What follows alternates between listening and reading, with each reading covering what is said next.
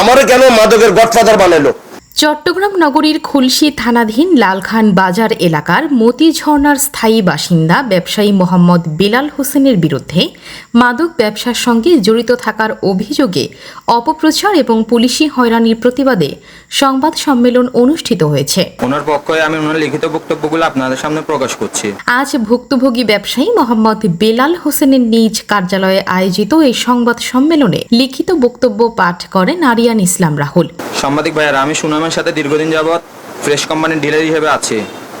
আমার 3টি ভাড়া চালিত মাইক্রো গাড়ি, 2টি মিনি ট্রাক ও 4 তলা বিশিষ্ট 2টি বিল্ডিং আছে। এর ভাড়া বাসা আমার রয়েছে। আমি আল্লাহর রহমতে ব্যবসার সুন্দরভাবে জীবনযাপন করছি।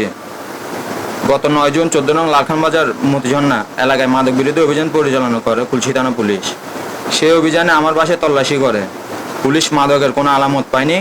আমি বিগত 14 বছর আগে মাদক ব্যবসা ছেড়ে স্বাভাবিকভাবে ব্যবসা করতে থাকি। এখন একটি মহল ষড়যন্ত্রমূলকভাবে আমাকে মাদক ব্যবসার সাথে জড়িত করে নানাভাবে পুলিশি হয়রানি করার চেষ্টা করছে।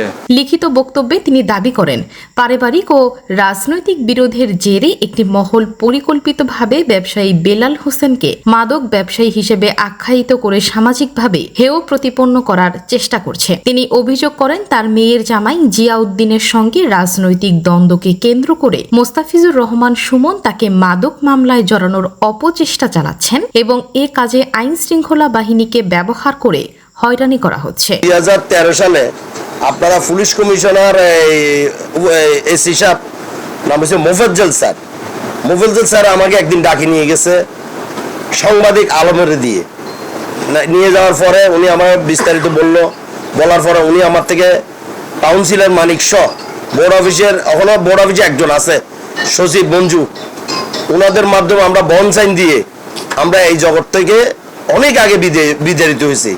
বিতাড়িত হওয়ার পরে যাক এতদিন তো ভালো হয়েছিলাম। জিয়াউদ্দিন রানির কাছে আমার মেয়ে বিয়ে দিছে, আল্লাহর হুকুম হয়েছে, বিয়ে শাদী দিলাম। দেওয়ার পরে ওনারা ফাটিগত কি ভেজাল হয়েছে এটা আমি নিজেও জানি না। সেজন্য সুমন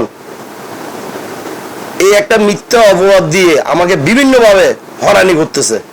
আমি এই হয়রানির আপনাদের মাধ্যমে জানাতে চাইতেছি, আমি এটার সুষ্ঠু একটা তদন্ত চাই।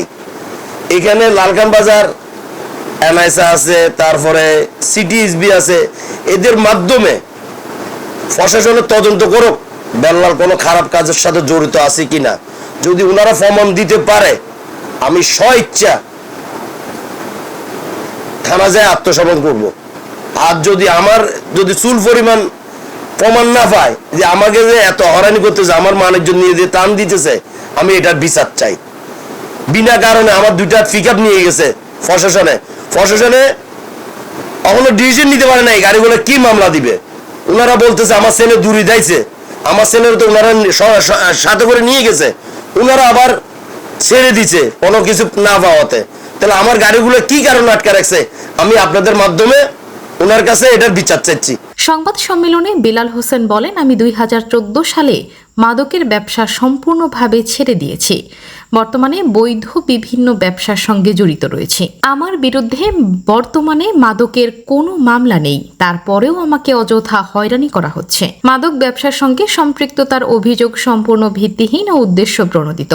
এসব অপপ্রচার বন্ধে এবং হয়রানির বিষয়ে সুষ্ঠু তদন্ত করে প্রয়োজনীয় ব্যবস্থা গ্রহণের জন্য প্রশাসনের হস্তক্ষেপ কামনা করেন তিনি। ব্যবসায়ী করে এলাকার সবাই চিনে। আমি যে গল্লিতে থাকি, আমাদের গল্লি এটা খারাপ গল্লি আমি বলতেছি, কিন্তু আমি সকাল 10টা 11টা বারে দুপুরবেলা শুধু 2টা ভাত খাই, আবার 3টার সময় বাড়ি রাতে 10টা 11টা বাসা যাই। আমার গল্লিতে কি হইতেছে না হইতেছে আমি এগুলো জানিও না, কারণ আমি আমার ব্যবসা বাণিজ্য নিয়ে দূরাদূরি, আমি এগুলো চাওয়ার আবার কোনো টাইমে নেই।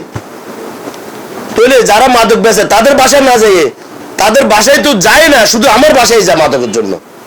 তো প্রশাসন এটা দেখতেছে না কি কারণে আমার বাসায় বারবার কেন রেড দিতেছে।